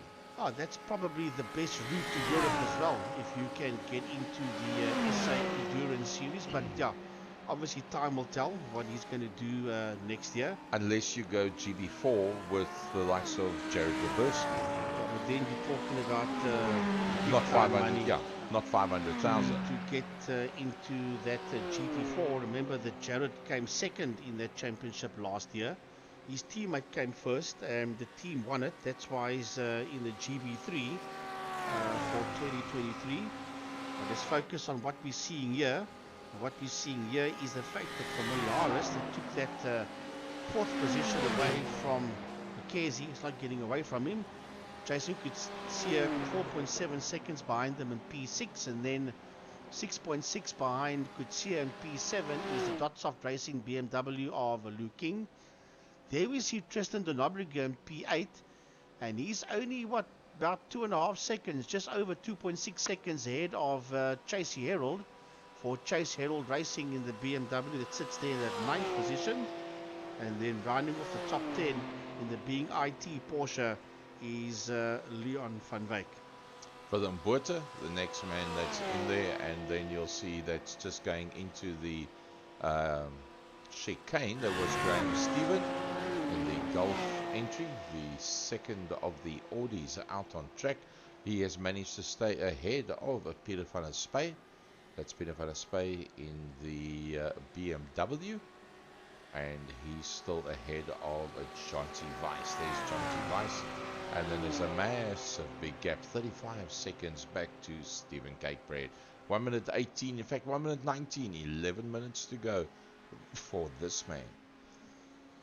So there is Umpi sitting out there in a P1. It's 2.7 seconds between himself and the Dolenchik. Let's see if that gap stays the same, or does it get bigger, does it get smaller. We'll have a look and see. Currently it sits there on 2.7 as we watch them come. This is a replay on the BMW of Corne Breed for Flying Gypsies Racing. He almost held it. Losing it heavily there, coming out of that right-hander. How's that for parking it in style? Or wait till the next car comes. Well, you can't reverse all the way up the straight. It's going to take miles too long. Can he spin it around? Well, that's the whole idea. It's very difficult to get these cars turned. They've got a very big turning circle. There he gets it going. So losing massive amounts of time. And yeah, that's dropped him just a little bit further back. So back to P1 with Yuri Umpiswart, the man from Durant Motorsport, the man from Bullion IT Racing, the reigning 2022 GTI and overall champion and class champion. And he's been hunted down by this man. It was 2.7, it's 2.5. So Dolacek is slowly but surely clawing his way back into this one. So with nearly 9 minutes to go, it's not quite over yet, but for victory in this one. But I think Umpi will just I need to ride out this last 8, well, let's say 9.5 minutes. I just get this thing to the checkered flag and wrap up the 2023 GT3 Championship that is brought to you by MSA and proudly sponsored by Canvas Intelligence. Yep, 60,000 range with a prize money. Well, if you think they've done 21 laps, and on the last lap there was virtually nothing. There was 2/10 between Troy and Umpi. If they carry on exactly the way they are now, well, then Umpi Swart not only leading it going into the finals, but winning the final round as well. To the Familiaris is very, very close. Yeah, Familiaris has still been hassled heavily here by Lucchese. Julian is 2.3 behind Mitchell, so let's have a look at that. He's getting closer to Biden Mitchell, which means he's bringing Lucchese with him as well, and not too far behind them is Jason Kutsia, nearly 5 seconds down the road is Kutsia, followed there by Luke King, 6.2. But I'll be looking at Luke King in the Dotsoft Racing BMW. I'm just watching that gap between Swart and Dolacek. It's gone up again to about 2.6. So it's not over yet, since neither is this fight for that 4th position. As a matter of fact, I'm going to even go as far as say for 3rd position, because Familiaris is saying to Lucchese, come with me and let's see if we can't hook up onto the back end of the Byron Mitchell Audi. I think Byron Mitchell knows that he needs to keep a gap. He can rather run a little bit on the edge and keep the gap there than ride it a little bit safer, and then they catch him, and then it becomes dangerous anyway. Because I mean, well, when you haven't got much to lose and there's a difference in 2, 3, 4, 5, 6, 7,000 rands worth of prize money, well, yeah, the guys get a bit pushy when you're talking about that kind of numbers. Yes, he's still not going to give up, that I can promise you. He's moving. It's a 1/10 of a second between himself and Familiaris as they work their way through Indianapolis. And the moment you get out of Indianapolis, you start working your way under the Audi Sport Bridge and then towards that chicanes, which will take you onto that main straight. Here comes Jason Kutsia in the 77 Race Driver SA Esports BM. Then Luke King in the 43 Dotsoft Racing BMW in that 7th position. Is he working his way around, and he's 23 seconds ahead of Tristan de Nobrega, that's in P8. Tristan has eventually now broken a bit of the slipstream between himself and Chase Herald. Chase Herald 2.9 behind him and 8 ahead of Leon van Wyk. 6.5 minutes to go. I'm going to predict the order that they are is the order that they're going to end, barring can Luke Lucchese pull one on Junior Familiaris, and I personally think it's not going to happen, because knowing Luke, he will not do anything that might turn Junior Familiaris around and affect his race at all. I think he'll rather stay one position further down and do it correctly than actually go and mess it up. Remember, he's the man that's putting together Sports and GT Masters and Elite series, which will be running every single Wednesday from here on out until the last week in November. And he's the one that promulgates the clean driving and sportsmanship that is required from iRacing at the highest levels, and it would be completely wrong for him to do anything other than try and do it 100% correct. Luke King sitting out there in that 7th position. with that dot-soft racing BMW. As we have a look at Tristan Donobriga sitting there in that 8th position, 3.3 ahead of Chase Herald. There you see the CHR Chase Herald Racing BMW just behind the Donobriga outfit. There's Leon van Wyk rounding off the top 10 in the being IT number 79 the Porsche, and then just behind him 7 seconds is the race driver SA Esports Toyota Gazoo Racing, whatever you want to call it. He's marked that as well. That is Mr. Willem. It's just outside of the top 10.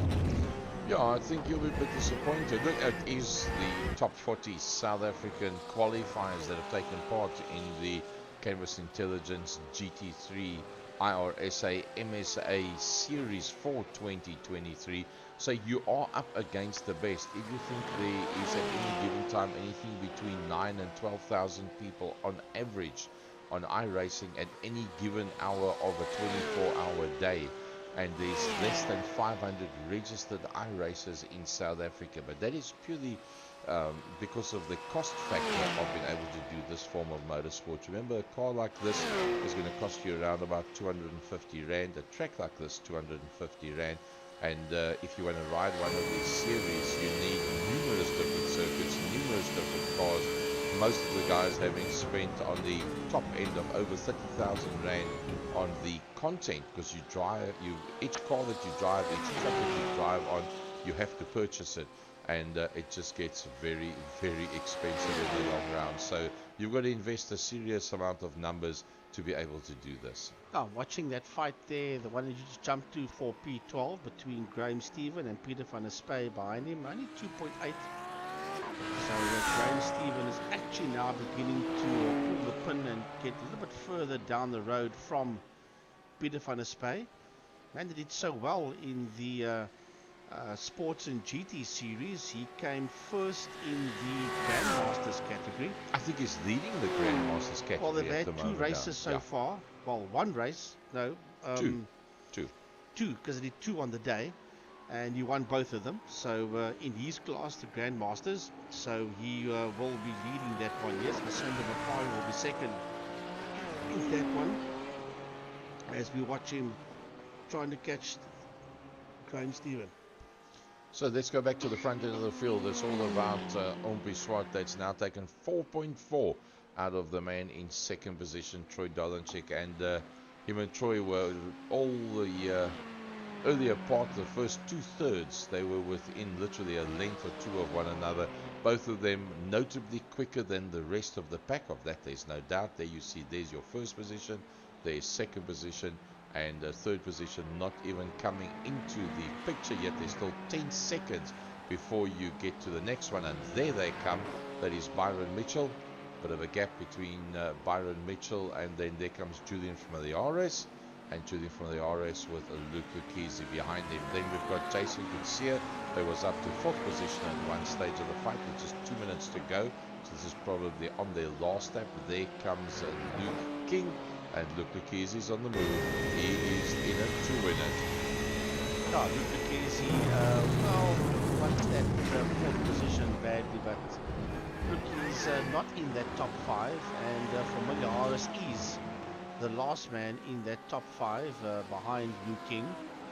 So wouldn't phase him too much if he didn't make that top 5. But I mean, once a race driver, always a race driver. You want to beat the guy out the track that's there ahead of you.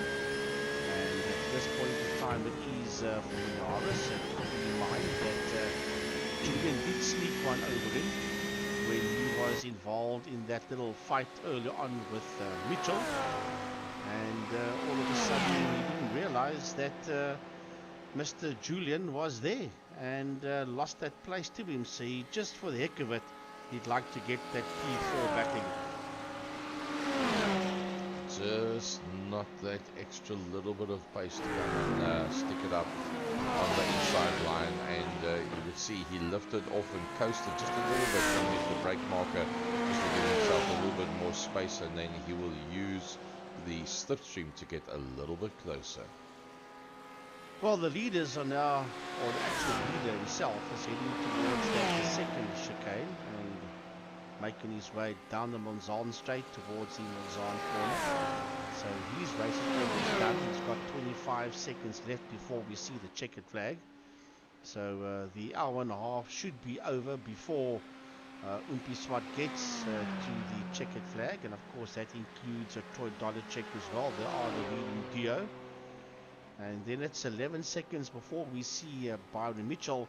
Now what's playing in the hands of Byron Mitchell here is the fact that Familiaris cannot attack. He cannot go for an attacking move at all because he has to defend that position that he's got from Luke Lucchesi. So he has to defend P4, and in doing so he cannot be released to go after Byron Mitchell. So that will play into Byron's hands, and Byron will know that his third place is safe. Jason Gutierrez not being able to close up at all, staying around about 6 seconds off that. With Luke King in that 7th position, Gaza, as I'm sure the checkered flag will be coming out now because we're 9 seconds overdue. So this should be the final lap for Yuri Swart. Keeping in mind that he was the highest point scorer coming into this.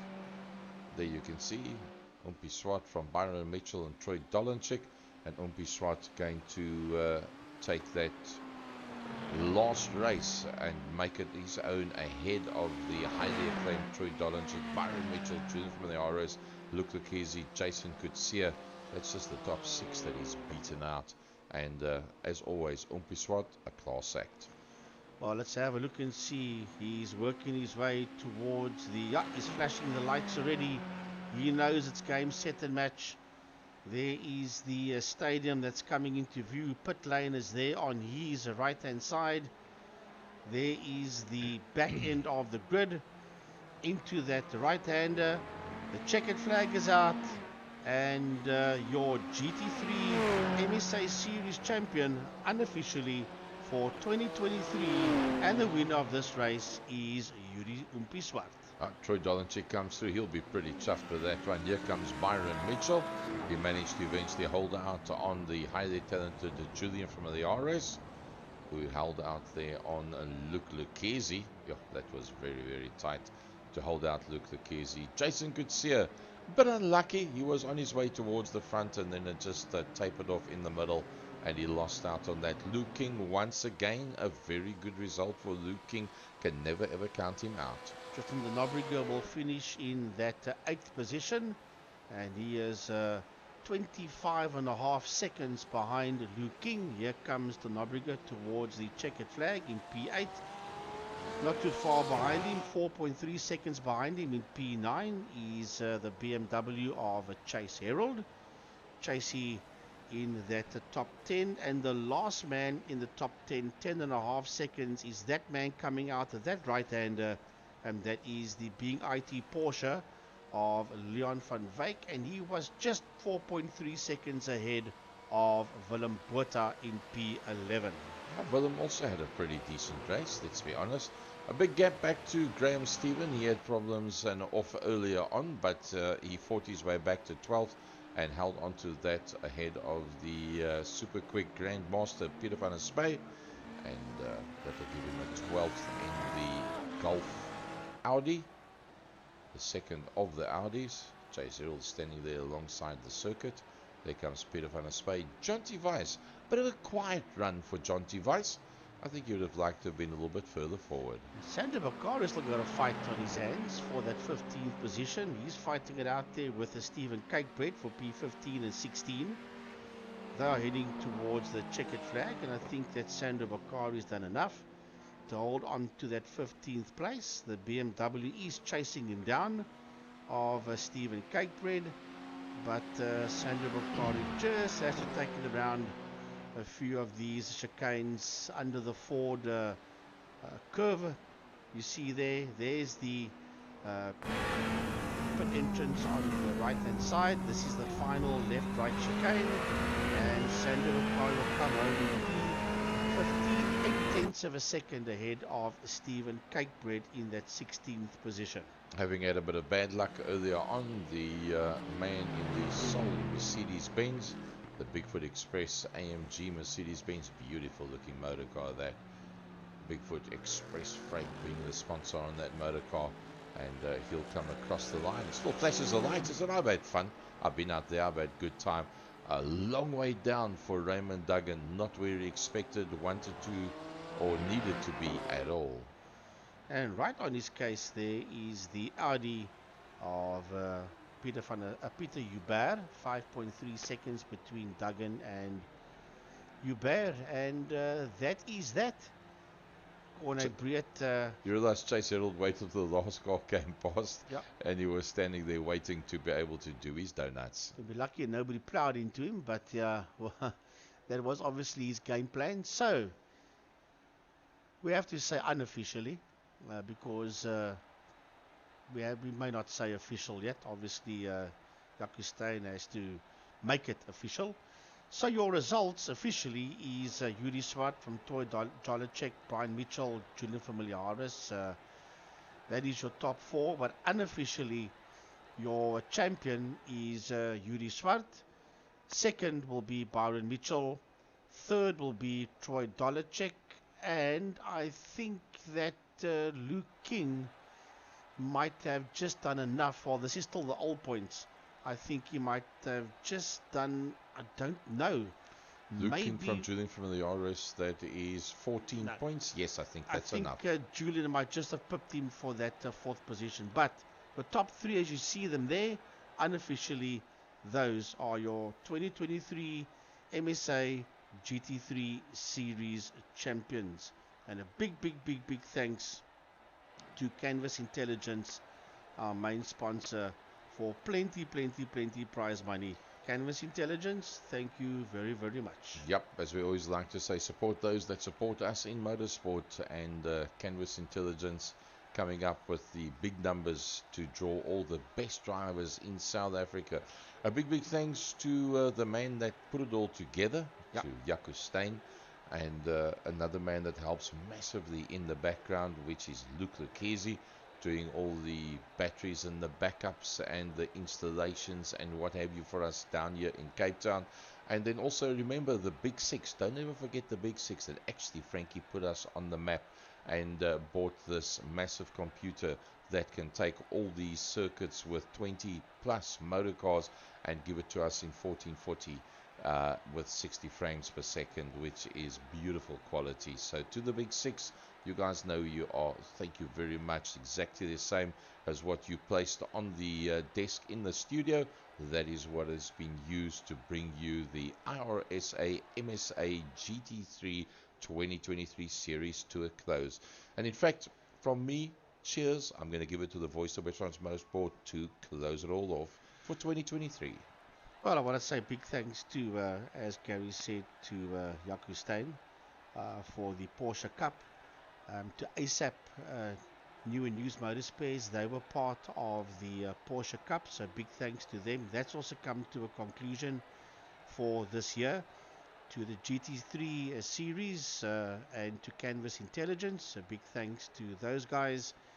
And a big thanks to Motorsport SA, because they backed up both those series. So to Motorsport SA, a big thanks to you people as well. So yeah, Gary, the two biggies have come to an end for 2023. We look forward now to the GT Sports and GT series that will be on Wednesdays, and then of course the Clio Cup, which will take us to the end of the year, and then we'll do the big ones all over next year.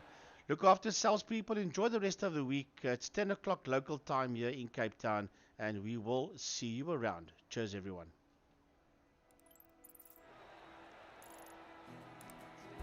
iRacing is a sim racing game that combines a true-to-life racing experience with an online community of virtual racers from all around the globe.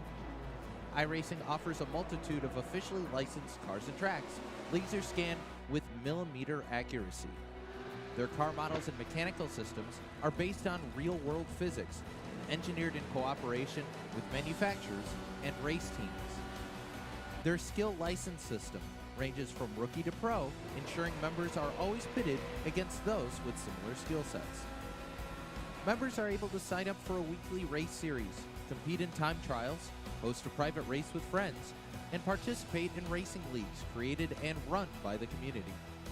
With over 170,000 members, iRacing works in partnership with renowned motorsports organizations like NASCAR to deliver virtual races based on the real-life NASCAR Cup Series, as well as many other series on the NASCAR ladder.